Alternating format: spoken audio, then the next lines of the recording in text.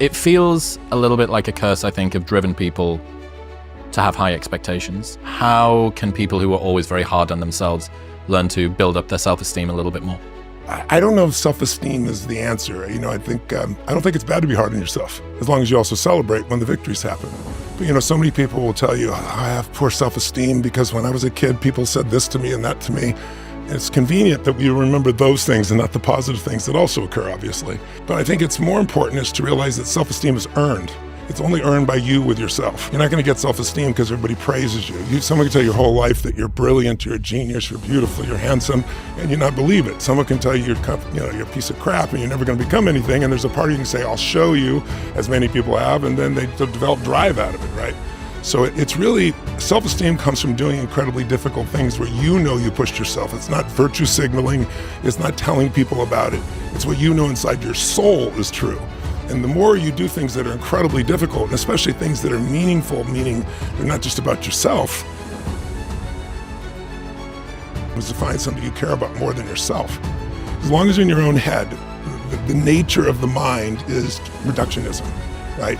Good, bad, right, wrong, all those types of things. Of course, life is much more, many different hues than that.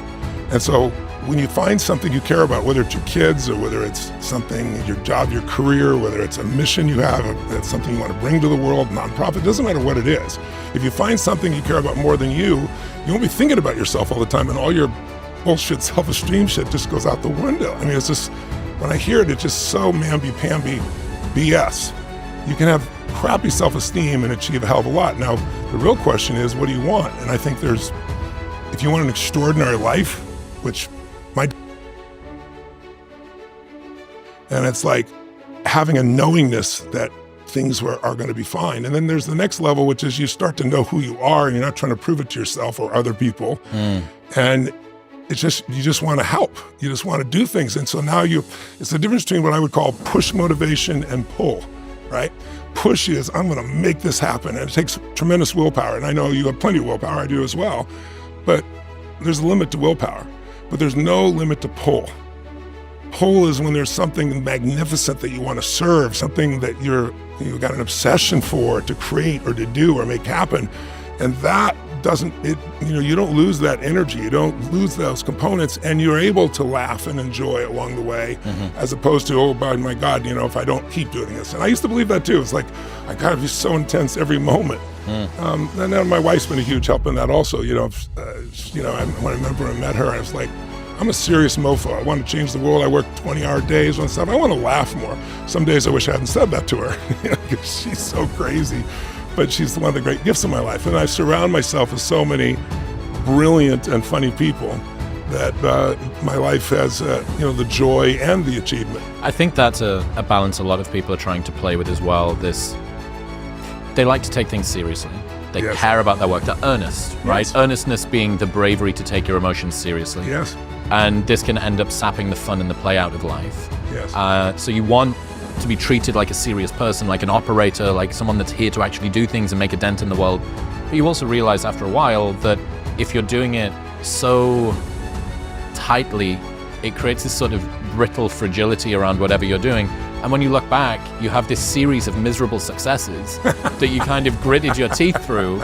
And you go, well, okay, I got the outcome that I wanted, but really what's the outcome I'm trying to achieve? Well, it's an enjoyable emotional state. Yes. What I'm trying to do is feel good in the moment as myself. And so, winning. The makeup's out on the counter again, and she didn't clean up the such and such. So just dig into that difference between focusing on what's right versus focusing on what's wrong when it comes to your trajectory in life. I think it's important to realize wherever focus goes, energy flows. It's corny, but it's true, right? In fact, maybe an easy. Why does the kid win every time? Is it because they're smarter, faster, younger? No, it's because they played this game before. They can anticipate the first bad guy's here, the second bad guy's here. You're in reaction, they're anticipating. So it has tremendous power. So it's addictive when you learn to anticipate. And it's also a great skill set for business, for life, and so forth. I always tell people, if you're running a business, you're always running two businesses, the business you're in and the business you're becoming. If you only focus on the business you're in, someone's gonna replace you. If you only focus on what you're going to become, you're going to have the cash flow to be able to get to that place, right? So it's a very similar situation inside of where we are. So for each of us, most of us who are achievers tend to focus on the future, but all the joy is in the present, right? You can have some anticipation in the future and be excited about it. Most people's stress comes from either the past or the future. The majority of people spend a lot of time with the past, right? And the problem is you can't change it. And you can use it as a reference to me, and maybe for you, I don't know, I might project. You've probably come a long way in your life, is my guess. From Love Island to modern wisdom. That's quite a journey. Tell me about wow. that. I can't believe that you did that bit of research. That was the thing that you dredged up. But yes, the typical trajectory from Love Island to this podcast. Difficult. So there's been some growth in your psychology, and your spirit, and your soul, to say the least, right? So the contrast of remembering where you were and who you've become is probably a beautiful thing. But if you use it that way, but most people go back and they ruminate about the past, or they ruminate about a future that they can't control, and the present's there. So the goal is ideal is fuel. The ideal fuel is a combination of the two. Present, it gives you that centered grounding, and anticipation for the future. The ability to bounce back and forth is the ideal for people. So I'll give you an example to wrap this up. Do you know anybody who has, I ask this when I have an audience, giant audience, how many of you, I'll say, know somebody who takes antidepressants and they're still depressed? Yes. 90% of the room will raise their hand. How's that possible? Because first of all, 2 years ago, they did meta studies on the cover of Newsweek, and it said SSRIs do not work. Sugar pills work as well as SSRIs. Dancing to music was more effective by some huge margin. Yeah, you read the study. Yeah. We're still giving them to everybody. Doesn't make any sense. Should be salsa classes. It's just, but it's just, you think of the insanity of that. Of us continue to do what doesn't make any sense. So I think, your question is really focus, bringing it back to the focus. I think if we make the right decisions, the first one is what we're going to focus on, and that, no pun intended, right? So it's the part we can control is what's going on inside of us. And that we can control what we focus on. We can control the meaning. We can decide the meaning. We're the meaning makers, and we can decide what to do. And when we make those three decisions, we're in control of our life, and all the anxiety and bullshit tends to go away, especially if we're trying to do that to serve something more than ourselves. Not like you're so unselfish you're not going to succeed, because you can't serve something more than yourself and not benefit, right? So it's not like you're sacrificing, the people that play that game, it's not a sacrifice. It's like philanthropy. I hear people talk about, philanthropy. Well, a friend of mine the other day was on an airplane, and somebody was reading, I saw my book, triggered me, it was Life Force. And the person was really into it. And he said, hey, he's known me for 45 years. And he says, what do you think of that book? Oh, it's incredible, the stem cells and this, you can't believe the breakthroughs. And I don't know why we didn't know about this, and blah, blah, blah. What do you think of the author? Oh, he seems like a really good guy, and he donated all the profits to feed people. Of course, he's totally rich. So, I mean, it's easy when you're rich, right? And my buddy turns to him and he said, well, what if I told you that I knew him since he was 17 years old, 45 years ago? And that I remember when he had $20 to his name, there was a guy in the street and he gave him $10 and told me that the time to give is when you don't have it. And he said, and I watched him build that all the way up there. He taught me that if you don't give a dime out of $1, you're not going to give 100 million out of $1 billion, right? And it's like people look at things and they make their focus something like, oh, I'm sacrificing, or I'm going to do philanthropy because, I'm rich. No, you do philanthropy because it's a source of kindness and love. Philanthropy can be your... Do that when you produce a result that seemed impossible, then what's next gets even bigger and even more available, right? It just expands. You're pre-framed to be able to do even more versus reframe. And so now, because of the war in the Ukraine, most people don't realize it's the breadbasket for Africa. So there's about 11 nations that are on the verge of famine. You'll never hear about it in the news. No one cares. And then you need fertilizer. 50% of the world's food supply comes from fertilizer. The WWF doesn't want you to use it because of the environment, but you need it. And it's in Russia and it's been cut off. So I talked to Governor David Beasley, who's the head of the World Food Program. Brilliant guy. Actually, MBS put us together one day. He said, you two are feeding the most people I know. I want to put you together.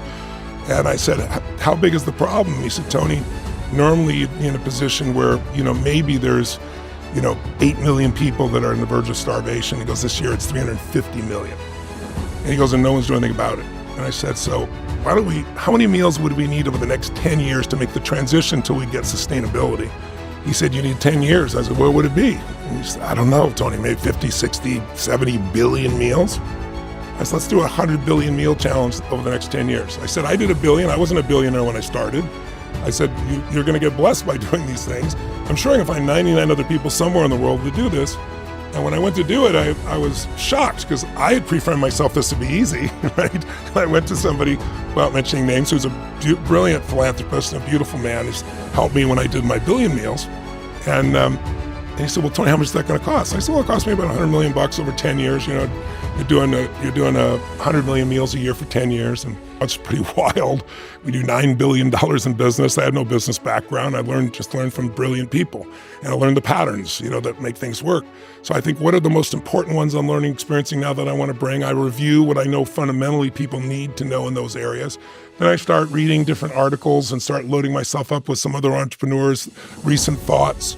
And then I'm doing all my physical training, of course, which is very, very intense, right? So that I'm ready to go 12 hours a day, 13 hours a day on stage. And then the morning of, I do my priming.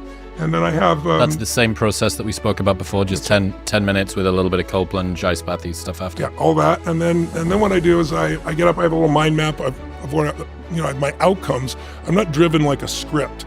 I have certain fundamentals that you learn to speak, and you speak them well, and you know the impact it's going to have. But they're all like deposits in the bank of your life so that when something comes up, you can pull from those. But then there's all the things that happen spontaneously that make it fun. So I'll lay out what I think the sequence of what I'm going to do is, and then you get in the room and you feel people, and that all changes. But my last thing that I do is, quite honestly, just a prayer. It's like, use me, Lord. I make this physical ritual of I shift my body pretty radically, and I go into this state, use me, and then I get up on stage, and then I have this plan, and the plan goes out the window. Can't collapse it down into one. You need to hold both of these things. It's like, yeah, that's fucked. Like, that shouldn't have happened. I really wish that. And had you have been able to see you, had you at 36 have been able to see you at 12, you'd have picked them up and given them a hug and said, I believe in you, and you don't deserve this.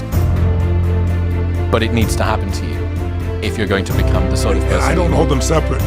Yep. I put them together. And when you put them together, all you have left is the truth. And the truth is it had a higher purpose. It was meant to be. Now, I don't believe like everything's meant to be. I think situations are meant to be, and then it's our job to choose how we're going to use them or be used by them, right? I think that's the difference.